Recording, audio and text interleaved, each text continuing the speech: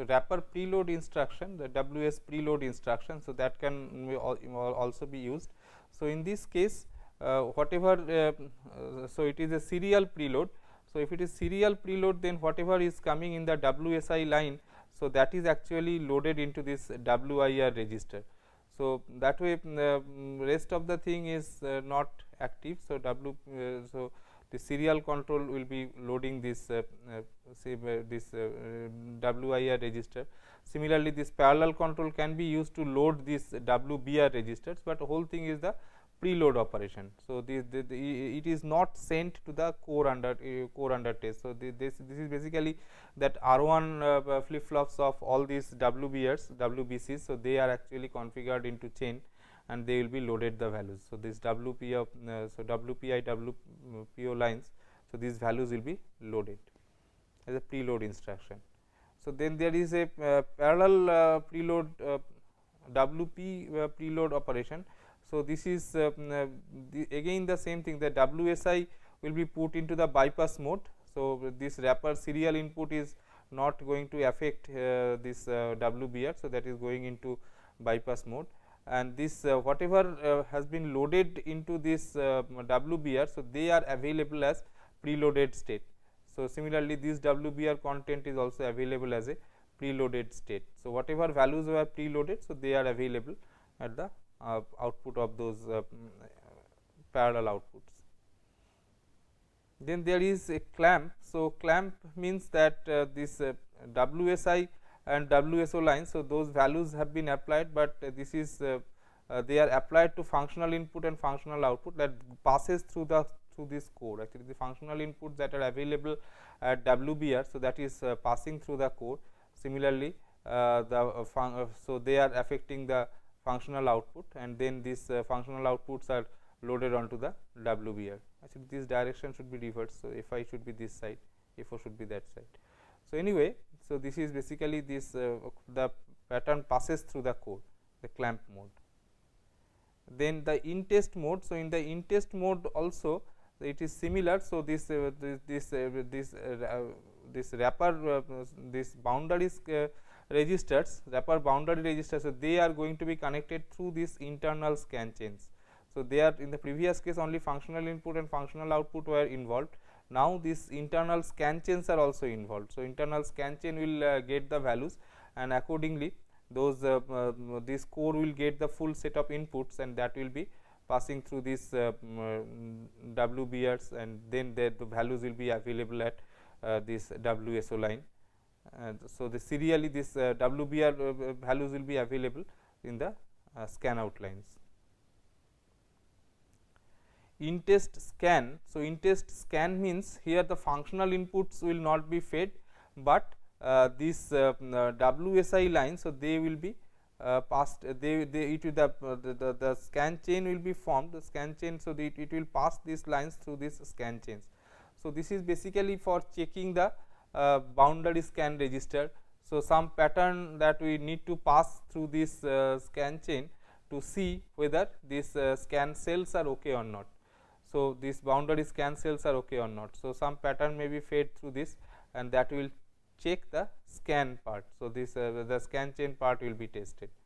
So, that is the scan instruction. Next, we look into what are the possible test access mechanism architectures that are there. So, we have got this serial input. So, core has got a wrapper, it has got one serial port and a parallel port. So, there are two such ports. Now, this scan the serial input that is coming. So, it can go through this it will go through this serial interface, and these parallel inputs they will go through this parallel interface.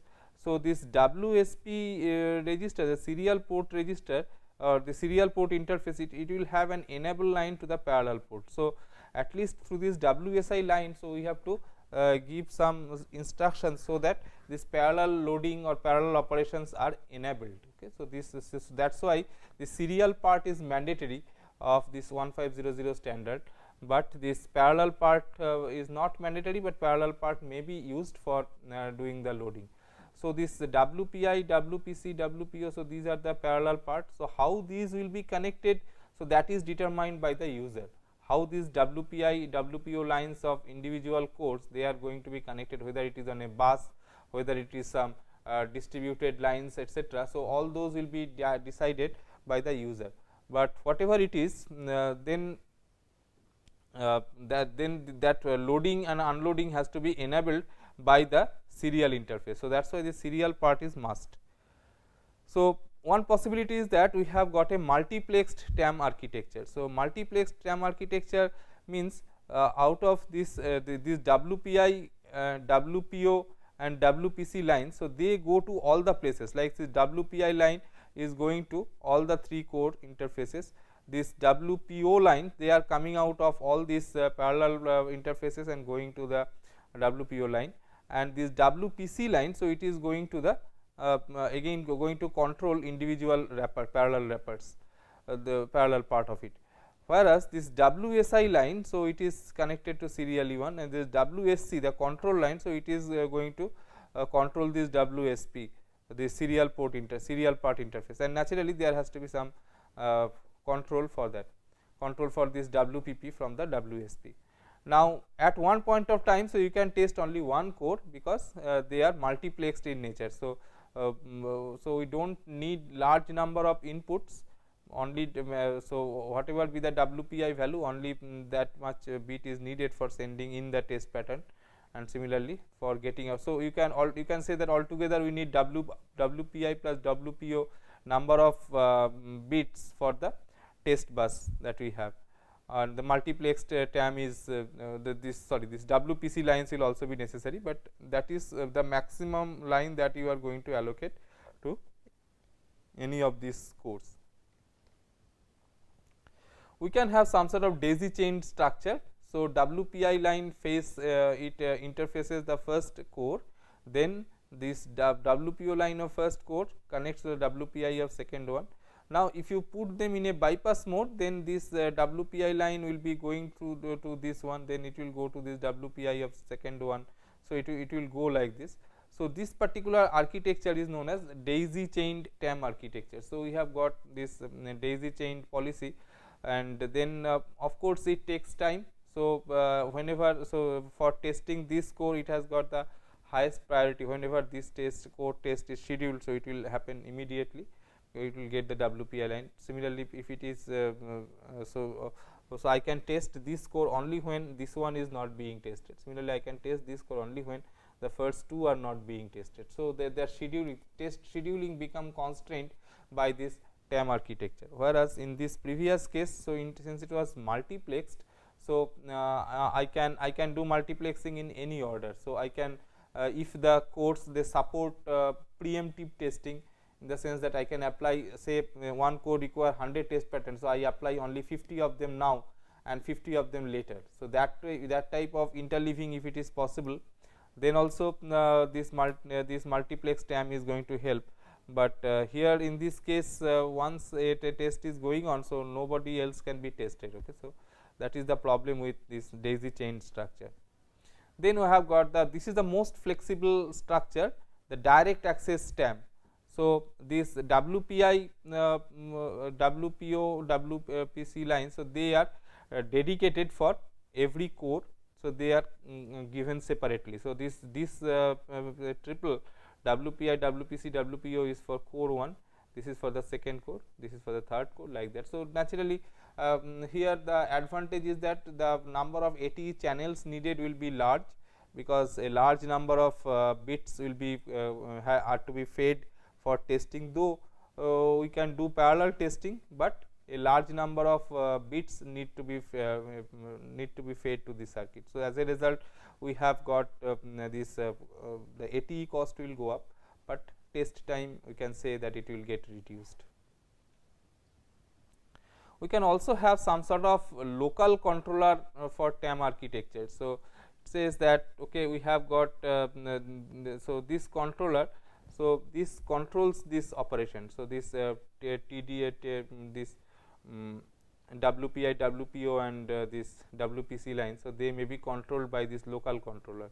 So, we can maybe from a global point of view. So, we can give instruction to these controllers to operate, we can give some top level command to these controllers, and then these controllers, so they will give commands to the they will control the actual test session. So, that can be done.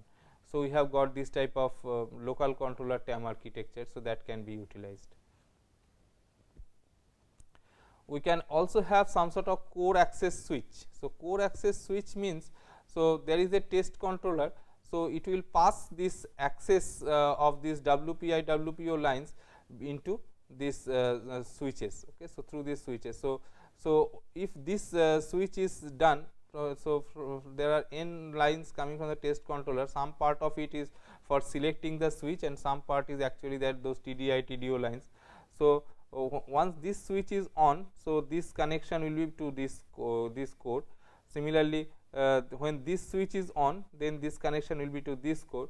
So, we have got a controller and there is a there are a number of switches, core access switches, through which this control will be, this access will be controlled. So, that is the core access switch. So, this core access switch, so it can be operating in the configuration mode.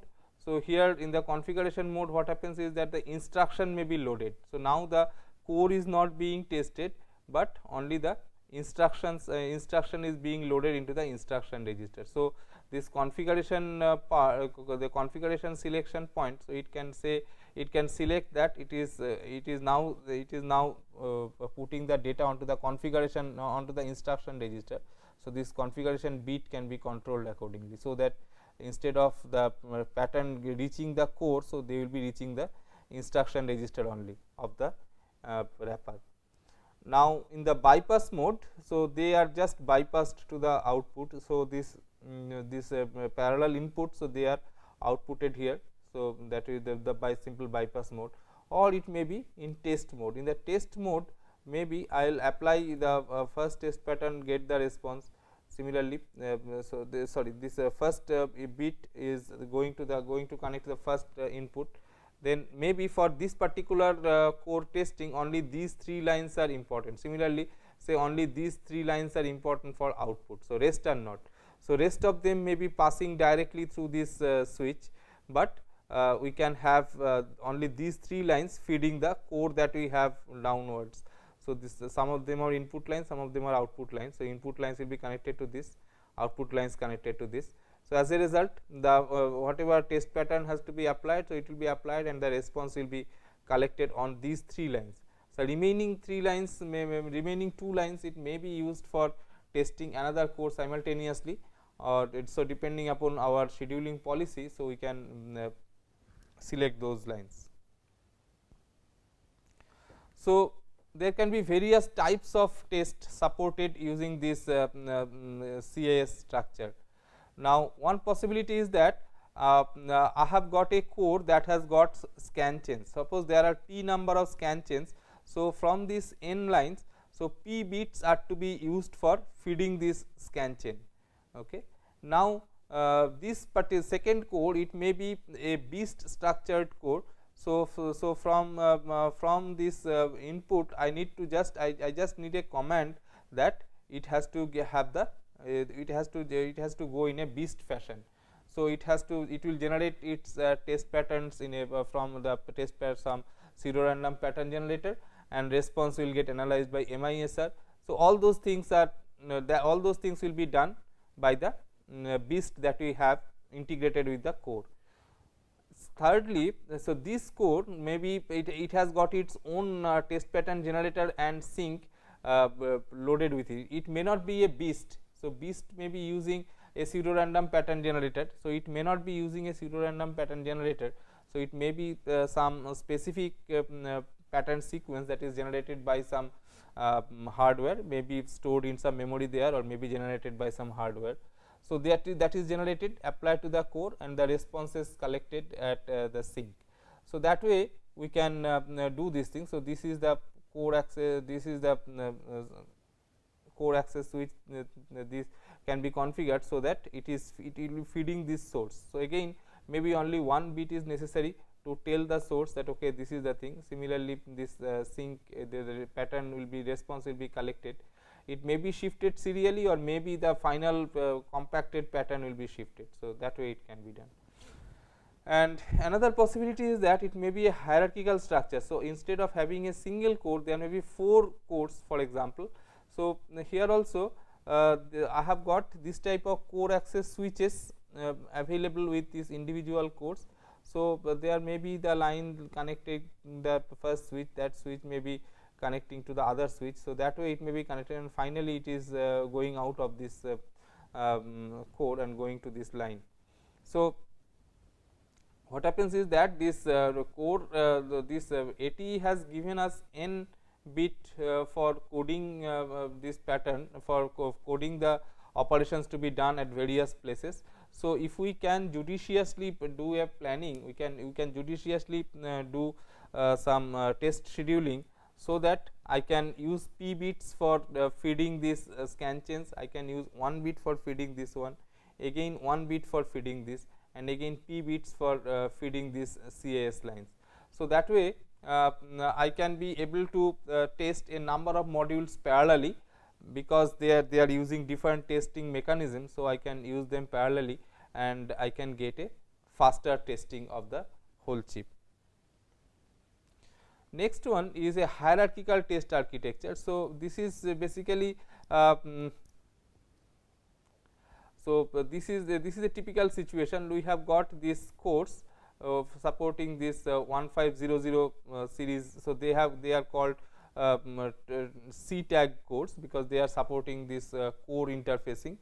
So, they can be directly connected to this. They can have both serial connection as well as parallel connection. So, they can be connected through this TDI line serially, or they can be connected with the TAM bus. Okay. So, the both of them can be used. Then this there may be some cores which are not compliant to 1500. So, if they are not, so they may be supporting only 1149.1.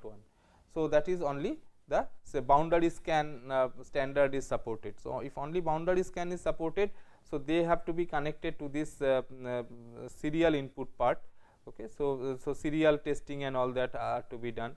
And there may be some cores which are hierarchical cores. So, hierarchical cores means they are they have got some cores which themselves are SOC. So, they have got their own test architecture embedded, and then for those cases it becomes more complex. So, there may be the test patterns are available through this serial input, as well as this test access mechanism also may be having this thing. So, this way we can have this whole chip consisting of different types of cores. So, different types of cores from the viewpoint of their compatibilities, and that way we have got different types of cores, and it is like this.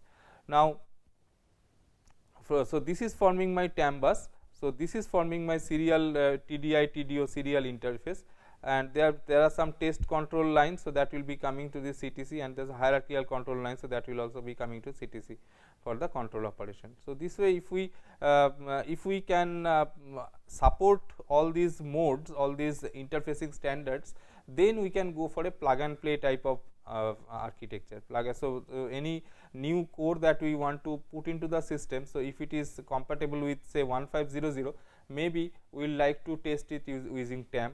If it is not that, so we may like to test it using boundary scan. So, like that, depending upon the interface supported, so we can go for that. And plus this glue logic, so they are also to be tested, but the glue logic, they are discrete gates, discrete flip flop gate like that. So, they do not have any compatibility with these standards. So, they are to be tested in a different fashion, and this system integrator actually has to bother about how to test this glue logic part.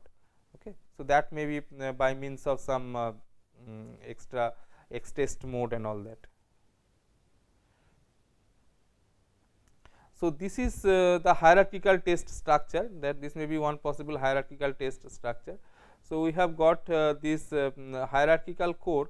So, hierarchical core, it has got its own CTC, the control test control point, and it has got this TDI and TDO lines connected. So, this will be this may also connected to this test access mechanism. So, inside it will generate its own hierarchical hierarchical test information. So, it has to control the individual 1500 or this 1149 interfaces of its own individual cores. So, that is not shown here. So, that has to be done, and this programmable switch. So, it can be there is a test access port and there will be a hierarchical test controller. So, both will be there. So, this hierarchical input. So, they will be coming to this hierarchical test controller, and this tap control signals. So, they will be coming to this tap. So, accordingly this part will be controlling this individual TAMs and individual cores which are supporting this 1500 and 1149, and this has to be done at a more detailed level. So, by breaking the signal. So, it has to do its own scheduling, it has to do its own TAM distribution, and all those things are to be done. So, that depends on what type of cores we have inside this high level code. So, if we have got a hierarchical test architecture with IOs compatible to 1149, so that means it does not have this 1500 interface. So, here this is here this is the hierarchical core that we have. Now, this core 3 and core 4. So, these two cores, so they do not this core 3 core 4. So, they are CTAG cores. So, they are supporting this hierarchy. So, they are 1500 compatible, but this core 5 is JTAG compatible. So, it is 1149 compatible. So, in that case we have to this hierarchical test this HTM1 top level one.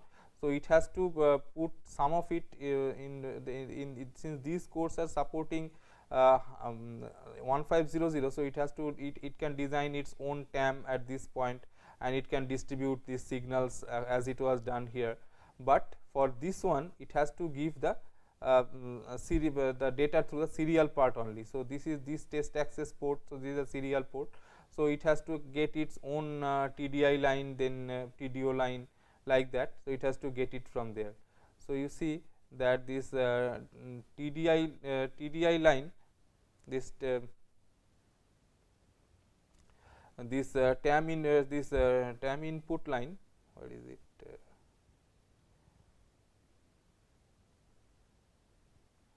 Yeah, this TAM input line. So, it goes to this TAM, and then it is put onto this boundary scan also. So, it is coming here, then it is going to this TDI for the core, test data input for the core. So, it comes here, then this is daisy chained like this, and then this line, this TDI input goes to this one. So, that way this TD. So, this is the daisy chain structure, and this TDO line of this core. So, it may be put directly onto the TAM, or it may be put onto this flip flop chain again to be taken out and going to the TDO. So, that way this to the TAM output. So, that can be there. So, it may be coming from here, or it may be going from there. So, the thing is that the cores within a hierarchical core, we may have some cores which are supporting 1500, whereas there may be some cores which do not support this 1500, they support only JTAG.